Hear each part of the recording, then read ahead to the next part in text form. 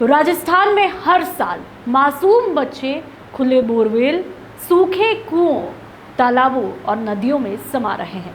कभी 60 फीट नीचे जिंदगी और मौत की जंग चलती रहती है, तो कभी 175 घंटे तक पूरा सिस्टम एक बच्चे को बचाने में जुटा रहता है। लेकिन सबसे बड़ा सवाल वही है, अगर हर हादसे के बाद प्रशासन जागता है तो हादसे रुकते क्यों नहीं है? और आखिर कब तक खुले बोरवेल बच्चों के लिए मौत का जाल बने रहेंगे? नमस्कार, मैं हूं नुपुर जारुली लोढ़ा और आप देख रहे हैं पीके टाइम्स। राजस्थान और उससे जुड़े इलाकों में खुले बोरवेल अब लगातार मासूम बच्चों की जिंदगी निगल रहे हैं। हर साल कई बच्चे खेलते खेलते मौत के गड्ढों में गिर जाते हैं, तो कई बार घंटों, कई बार दिनों तक रेस्क्यू चलता ही रहता है। लेकिन हर हादसे के बाद एक सवाल फिर खड़ा होता है, आखिर ये सिलसिला थम क्यों नहीं रहा? साल 2026 में एक बड़ा हादसा मध्य प्रदेश के उज्जैन जिले के झलारिया गांव में हुआ, जहां राजस्थान से भेड़ चराने के लिए गए एक गडरिया परिवार का करीब 3 साल का मासूम बच्चा खेलते खेलते खुले पड़े बोरवेल में गिर गया। बताया गया कि बच्चा करीब 60 फीट गहराई में फंस गया था। घटना के बाद स्थानीय प्रशासन, पुलिस और रेस्क्यू टीमों ने तुरंत बचाव अभियान शुरू किया।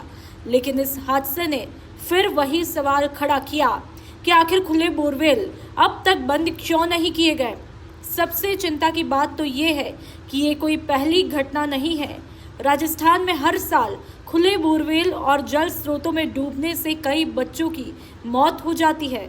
सिर्फ बोरवेल ही नहीं, तालाब, नदी, नहर और पानी से भरे गहरे गड्ढे भी बच्चों के लिए लगातार जानलेवा साबित हो रहे हैं। सरकारी और प्रशासनिक आंकड़ों के मुताबिक पिछले 5 सालों में राजस्थान में करंट लगने और डूबने जैसे हादसों में 568 स्कूली बच्चों की मौत हुई। विशेषज्ञ मानते हैं कि इनमें बड़ी संख्या ऐसे हादसों की है जिन्हें समय रहते रोका जा सकता था।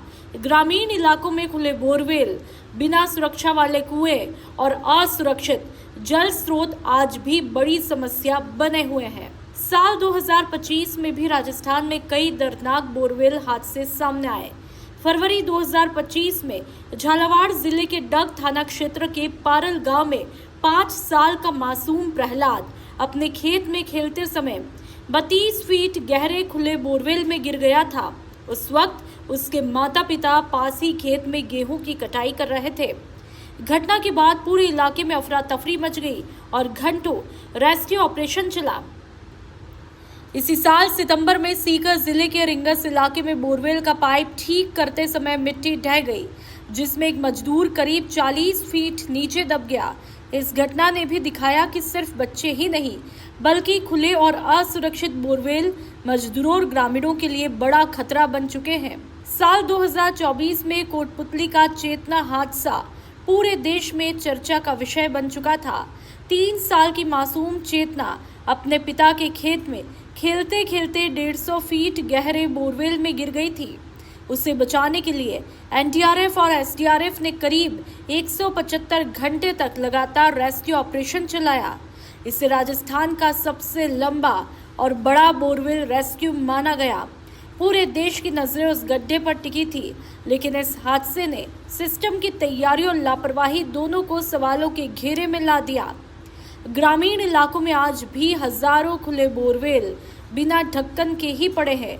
पुराने सूखे कुएं खुले हैं और तालाबों, नहरों के आसपास ना चेतावनी बोर्ड है, ना सुरक्षा घेरा। विशेषज्ञों का कहना है कि सबसे बड़ी समस्या जवाबदेही और स्थायी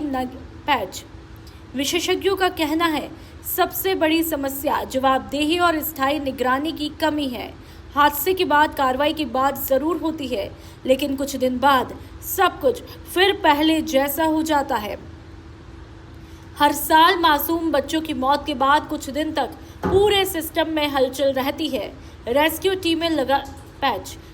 टीमें लगती है, जांच बैठती है, बयान आते हैं, लेकिन अगर खुले बोरवेल और असुरक्षित जल स्रोत ऐसे ही पड़े रहे तो अगला हादसा सिर्फ समय की ही बात होगी। सवाल यही है, क्या सिस्टम किसी बड़े हादसे से पहले जागेगा या फिर हर बार किसी मासूम की जिंदगी जाने के बाद ही जिम्मेदारियां याद आएंगी?